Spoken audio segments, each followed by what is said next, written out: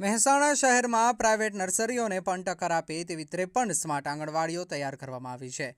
આંગણવાડીઓની દિવાલો પર કરવામાં આવેલા આકર્ષક રંગો અને સુંદર શૈક્ષણિક ચિત્રો બાળકો માટે આકર્ષણનું કેન્દ્ર બન્યા।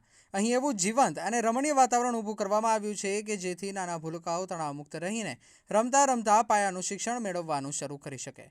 આધુનિક સુવિધાઓને કારણે સરકારી આંગણવાડીઓનો દેખાવ બદલાયો છે। મહેસાણા જિલ્લાના સતલાસણા તાલુકામાં મહેસાણા એલસીબી પોલીસની ટીમ પેટ્રોલિંગમાં હતી તે દરમિયાન પોલીસને મોટી સફળતા મળી છે। બાતમીના આધારે પોલીસે નવાવાસ સરતાનપુર હાઈવે અને ટીંબા 3 રસ્તા પરથી એક શંકાસ્પદ યુવાનને નંબર પ્લેટ વગરના મોટરસાયકલ સાથે ઝડપી પાડ્યો હતો। પ્રાથમિક તપાસમાં બાઇક ચોરીનું હોવાનું ખુલતા પોલીસ આગળની કાર્યવાહી હાથ ધરી છે। બનાસકાંઠાના પાલનપુરમાં યોજાયેલા સાંસદ ખેલ મહોત્સવના સમાપન કાર્યક્રમમાં વન અને પર્યાવરણ મંત્રી પ્રવીણ માળીએ અરવલ્લી ગિરિમાળાની સુરક્ષા અંગે મહત્વપૂર્ણ નિવેદન આપ્યું હતું। તેમણે જણાવ્યું કે સુપ્રીમ કોર્ટના ચુકાદા બાદ અરવલ્લીની ગિરિમાળાઓ વધુ સુરક્ષિત બનશે અને ખનન પ્રવૃત્તિઓ પર રોક લાગશે।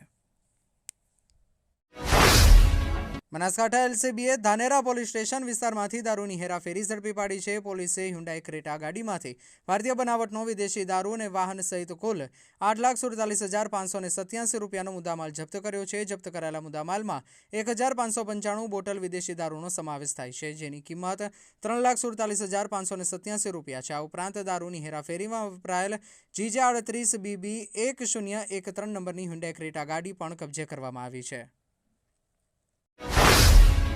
પાટણ શહેરમાં રખડતા ઢોર પકડવાની કામગીરી કરી રહેલી નગરપાલિકાની ટીમ પર હુમલો થયો છે। આ ઘટનામાં સરકારી ફરજમાં રૂકાવટ ઊભી કરવામાં આવતી હતી અને કર્મચારીઓને જાનથી મારી નાખવાની ધમકી પણ અપાઈ હતી।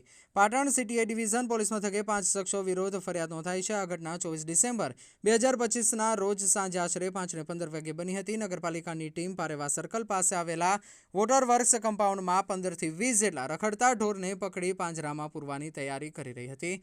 તે સમયે કેટલાક શખ્સો લાકડીઓ અને ધોકા સાથે મોટરસાયકલ પર ત્યાં ઘસી આવ્યા હતા।